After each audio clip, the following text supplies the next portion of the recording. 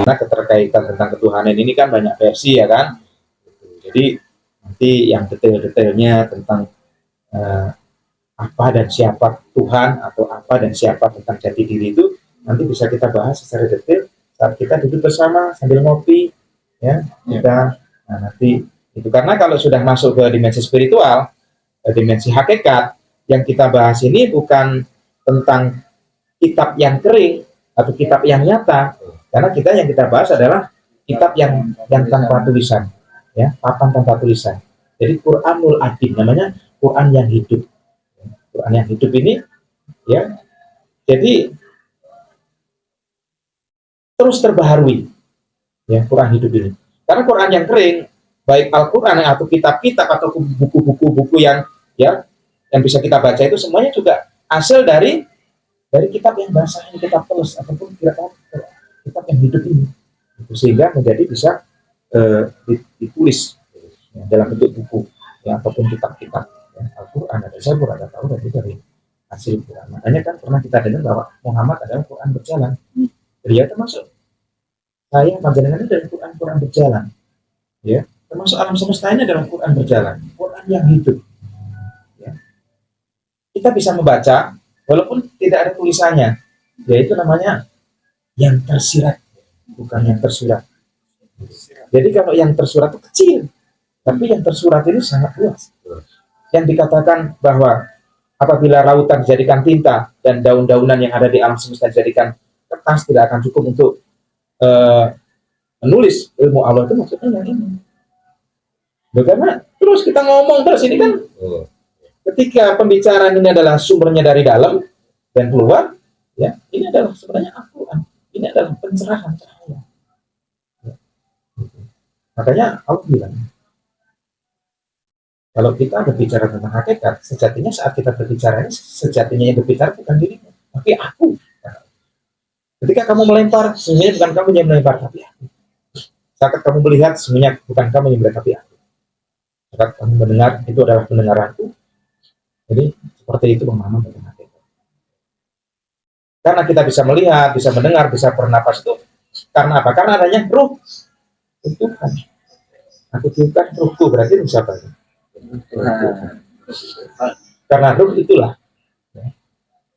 Dan apa? Perwujudan dari ruh itu adalah nafas.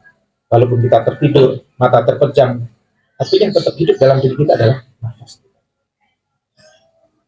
Jadi walaupun nafas ini seperti angin, tapi di sini tidak hanya sekedar, di situ ada energi. Jadi bilang kosong, energi, ruh.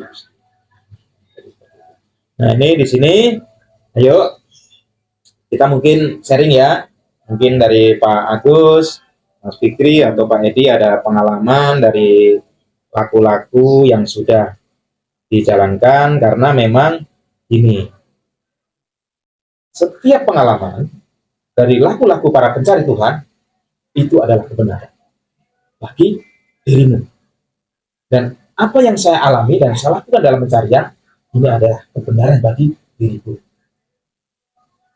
Apa yang saya alami ya dalam laku perjalanan pencarian Tuhan sehingga saya sampai menemukan tentang kesejatian diri, ya, panjenengan tidak harus percaya pada saya. Dan apa yang kamu alami, saya juga tidak harus percaya. Tapi saya membenarkan. Aku membenarkan apa yang jenengan alami, Mas Fikri alami. Inilah yang dinamakan asyidik. Ya, kalau di zaman Rasulullah itu ada Abu Bakar Asyidik. Orang yang membenarkan laku, ya, perjalanan Rasul. Membenarkan itu bukan berarti yakin percaya.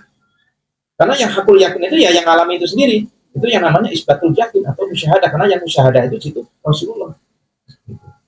Saya sebagai orang yang percaya bahwa Pak Agus ini adalah orang yang baik, ya, orang yang bisa dipercaya, orang yang amanah, ya, sehingga saya ya, membenarkan dari apa yang dialami Pak Yesus.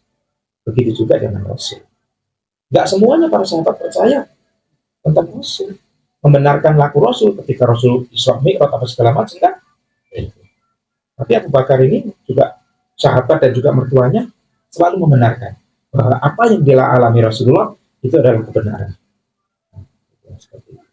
Ayo kita silakan sharing bebas. Pak Edi mungkin ada yang ingin disampaikan. Ya, monggo. Kita nyantai saja. Ya, apa ya? Ya ini sedikit berbagi sharing saja sih ya. Di sini juga sharing. Ya. Rahayu seluruhnya, ya, pemirsa Daya Semesta Lockdown Nusantara. Perkenalkan saya Edi ya dari Lockdown Nusantara Manggewer. Memang sudah sekian abad ini baru hadir ke sini, baru menemui Pak Ketua. Nama lengkapnya siapa Pak? Nama Edi Sujana. Edi Sujana. Saya sering nyebutnya Pak Edi Saranjana. Nanti kapan-kapan kita akan bahas tentang dimensi Saranjana. Tapi ya lanjut Pak. Di kesini pun semuanya adalah gerak Gusti ya. Hadir bisa di sini bisa ketemu Mas Fikri, Mas Dewa gitu kan, bersama dengan sahabat. Kalau bilang kalau kata teman-teman Lockdown Nusantara ini upin-ipin gitu. Karena selalu berdua. Tapi selalu sinergi ya, berenergi. Iya. Ya, inilah rahasia Gusti. Ada apa seluruhnya, ada apa keutuhannya. Dan di sini sama-sama satu vibrasi lah, satu energi, satu frekuensi, sehingga kita bisa bersama-sama hadir di tempat ini.